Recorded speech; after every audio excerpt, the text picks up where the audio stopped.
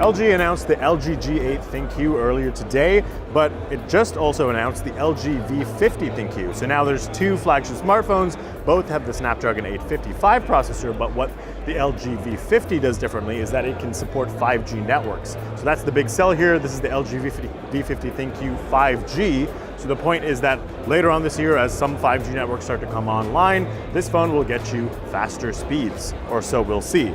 But that's not the only cool thing about the V50. We're also going to take a look at this strange little attachment that you can attach the phone to. So we're hearing a lot of buzz about foldable phones, and so it's essentially what this V50 can now do is get a second screen option. So basically this second screen here will turn on, and that now you sort of have a foldable smartphone. So it's a different take on the whole idea, so let's take a quick look. So this is the LG V50 ThinQ.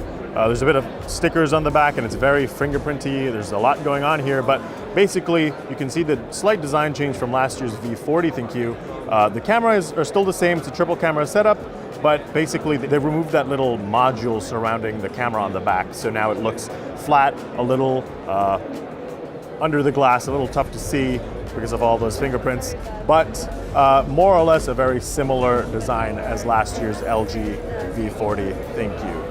Over on the front, it's also a pretty similar story. There's a notch with that same second camera as we saw on the V40. One is a wider lens and one is that standard lens. So the camera experience is pretty similar to last year's LG V40 ThinQ. You're getting triple cameras, and again, you can see that sort of here. Now compared to the LG G8, you are getting one more camera, but basically it's 12 megapixel telephoto lens, which is this one, gives you that extra zoom over there, along with a wide angle 16 megapixel lens, which is this one, obviously get way more in the shot. And then there is the standard 12 megapixel standard lens, which you'd want to use for everything. There is also one new feature here in the More column.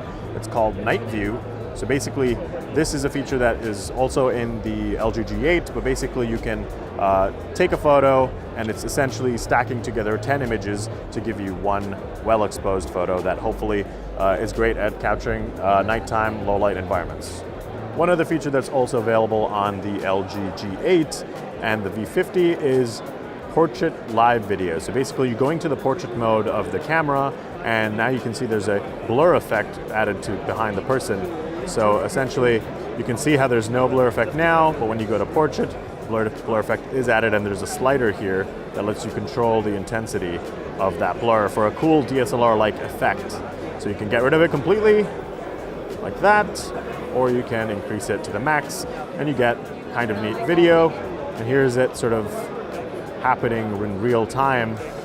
Click on the subject, and you can see it's in focus, and adding that blur right behind everything, whereas getting rid of it completely. So it's a neat little video feature that's new in both the V50 and the G8. Just to run off some new specs of this new phone, it's being powered by the Qualcomm Snapdragon 855 processor. Again, this one does have the X50 modem, so you're getting 5G connectivity, 6 gigs of RAM, 120 gigs of storage. There is a micro SD card slot, and over on the front, it's a 6.4-inch screen, pretty similar to last year's.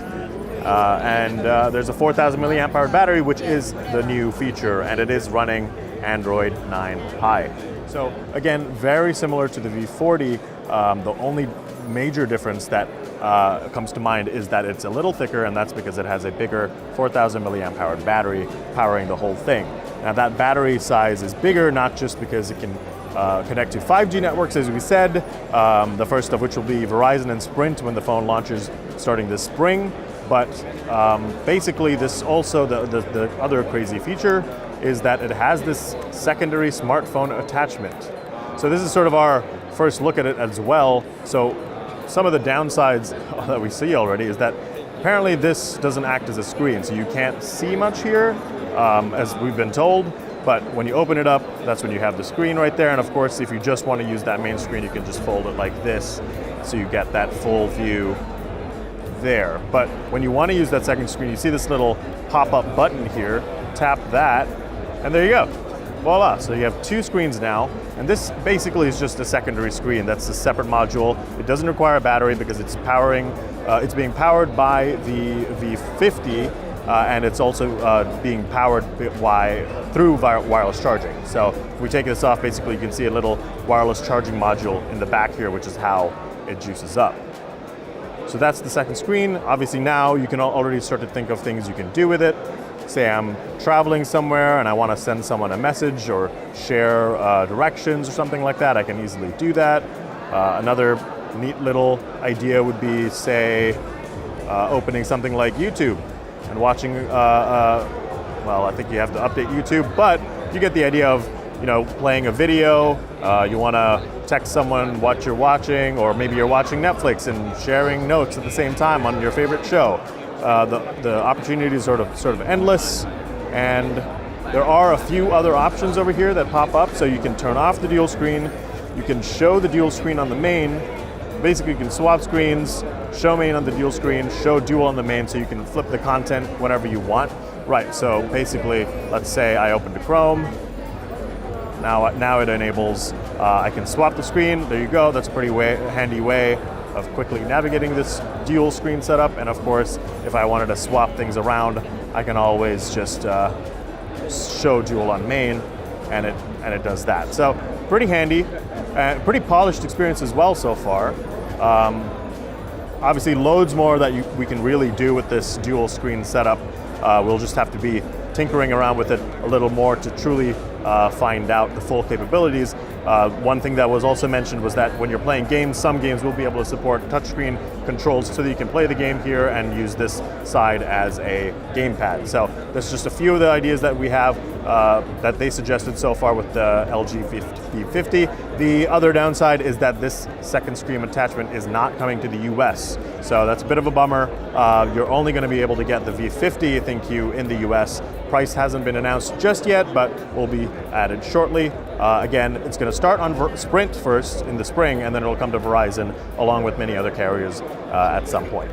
So that's a quick look at the LG V50 ThinQ, and thanks for watching.